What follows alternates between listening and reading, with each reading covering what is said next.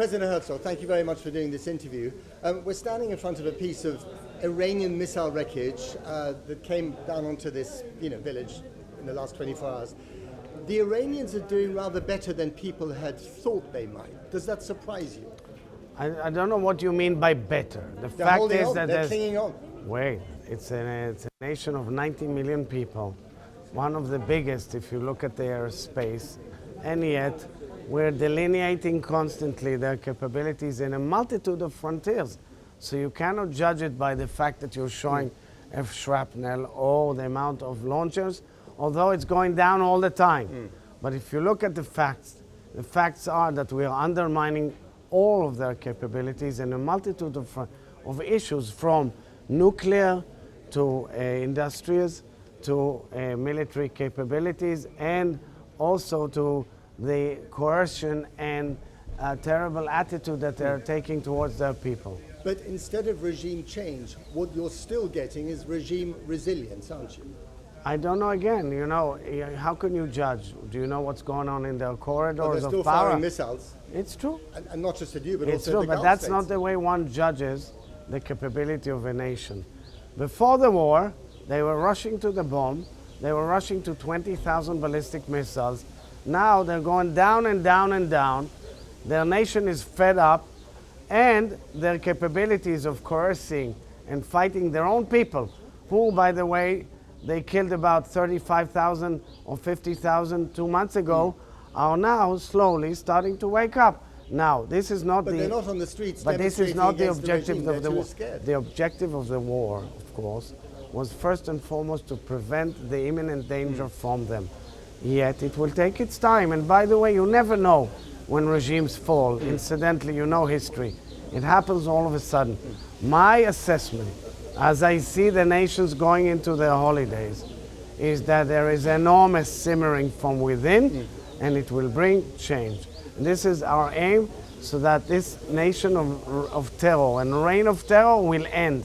Right. Did you get permission from the Americans yesterday to bomb the South Pass natural gas field, which is shared by Qatar and Iran? So as you know all too well, the President of Israel is a head of state without executive powers. I'm not involved in the operational side, and therefore I won't go into the details. All I'm saying, the grand picture is that this is a war which must be fought in order to change the course of history in the Middle East. I think President Trump referred to it, and I think his words are the ones that matter in this case right now. Right, but this attack yesterday on the gas field has escalated the war. So much so that the Iranians then fired again at Saudi targets. So if you look they fired at the biggest oil installation in Qatar. Is that a sensible thing to do? So I will tell you something. The real issue is that we know from our own intelligence that there's a lot of problems within their leadership, that they are fighting each other, that they are quarreling with each other, that they know that they're on target and that they're actually targets, and that the regime is under major threat in all frontiers, including their economic capability. Because part of the problem is that they've been laundering money through the oil industry for their own purposes, not for their people. And their people have suffered so much, and the money is taken to spread terror all over the world. But you're killing some of the people that you or the Americans may have to do a deal with at the end of the day, like Ali Larijani. Ali Larijani was the main source of hate and terror. I can confirm that in 2006, the first major Lebanon war in this generation, when they abducted 2 Israeli soldiers and turned it into havoc, he just took off that morning from meeting Nasrallah.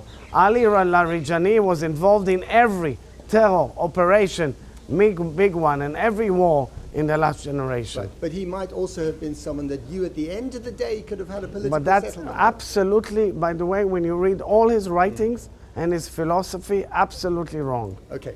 What about economics then? This has become an economic war, hasn't it? And the Iranians have shown that they have the chokehold on the world economy through the Straits of Hormuz. So it's about time that the world says no more, and the world understands that whoever closes international maritime routes is a villain that must be dealt with. By the way, they No did doubt, it. but what's It's the like military solution it's to like that? the Houthis in Bab el-Mandeb Yeah. during the beginning of post-October 7th. This is the big mistake. I'm not advocating war. I'm a person of peace.